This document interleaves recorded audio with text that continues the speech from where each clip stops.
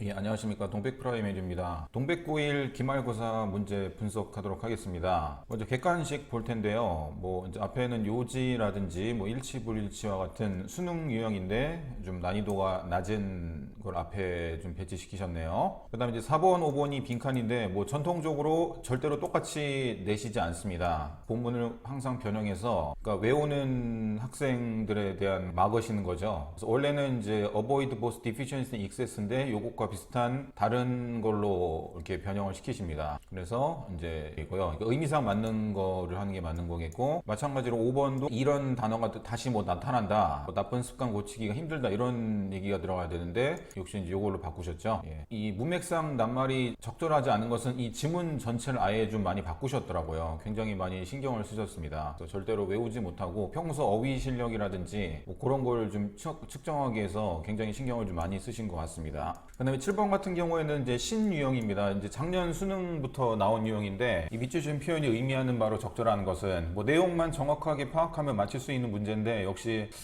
동백고 선생님들께서는 이런 객관식에서는 굉장히 많이 좀 신경을 쓰시는 것 같아요. 신유형까지 바로바로 적응을 해서. 제가 볼 때 동백고 내신 객관식만 대비하면은 수능을 준비하는데 전혀 문제가 될 것 같지 않습니다. 근데 이제 문제는 서술형이죠. 예, 그다음 객관식 계속 이렇게 좀 변화시키신다는 거, 변형시키신다는 거. 그래서 변형시키는 것에 꼭 좀 대비를 해야 된다는 거 꼭 기억하시고요. 마찬가지입니다. 8번, 9번 전부 다 이제 이것도 수능 유형의 문제인데, 이런 거는 변형시킬 게 없고, 이제 어휘 같은 경우도 많이 변형을 시키십니다. 또 원래 맨데토리가 뭐뭐의 의무인데, 이걸 갖다가 이제 컴펄서리로 대신 바꾸셨죠. 예. 그 다음에 제거하다 리무브를 이제 원래는 엘리미네이트인데 리무브로 바꾸셨고요. 그래서 이 어휘를 알면 맞는 거고, 이 어휘를 모르면 틀리는 겁니다. 그러니까 절대로 시험 범위 내에서의 어휘만 공부하시면 안 되고, 유의어라든지 다이어 이런 거 다 싹 다 정리를 하셔야 됩니다. 예. 그래서 변형되는 거에 꼭 이렇게 좀 적응하셔야 되고, 평소 모의고사 실력이 중요하다는 거. 예. 이것도 이제 놓치다, 간과하다를 갖다가 오버룩스인데 미스로 바꾸셨고요. 근데 모모에 관련된 related인데 원래는 associated인데 related 로 바꾸셨고요. 이런 단어는 난이도가 그렇게 높지 않기 때문에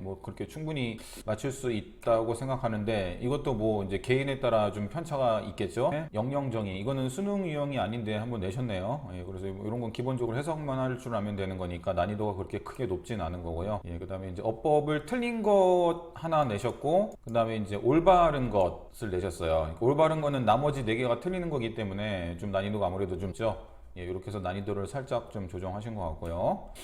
그 다음에 이제 연결사인데, 이제 요거 A번 같은 경우는 원래 없는데 만드셨어요. 그래서 요 쉼표 전 문장하고 쉼표 다음 문장의 관계를 물어보는 문제였고요. 그 다음 B번에는 원래는 besides 게다가라는 추가적인 게 들어가야 되는데, 이제 in addition으로 바꾸셔서 역시 변형을 하셨습니다. 그러니까 무조건 외우지 못하게 그렇게 좀 많이 신경을 쓰신 것 같아요.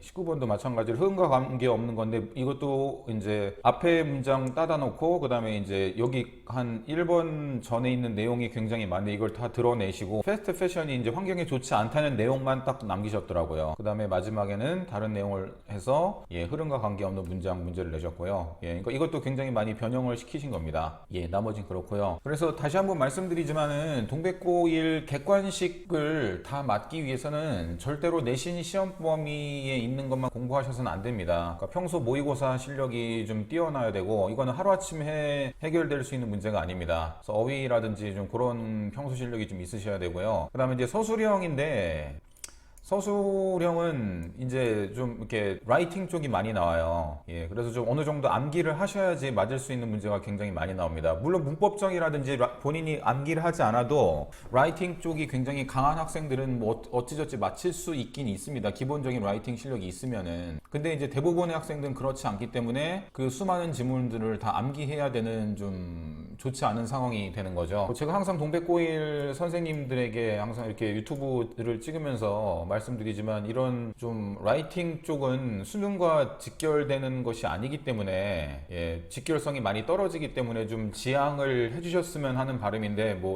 잘 변하진 않네요.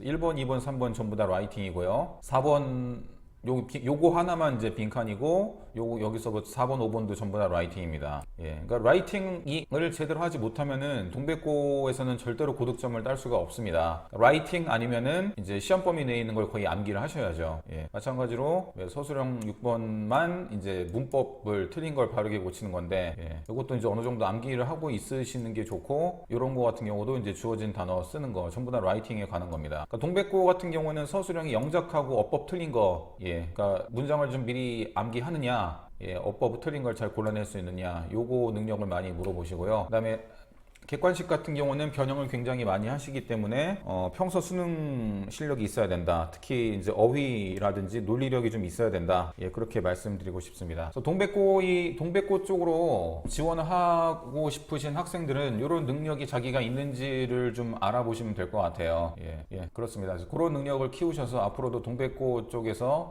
좀 성적을 잘 받으시기 바랍니다. 예, 이상 프라이머리였습니다.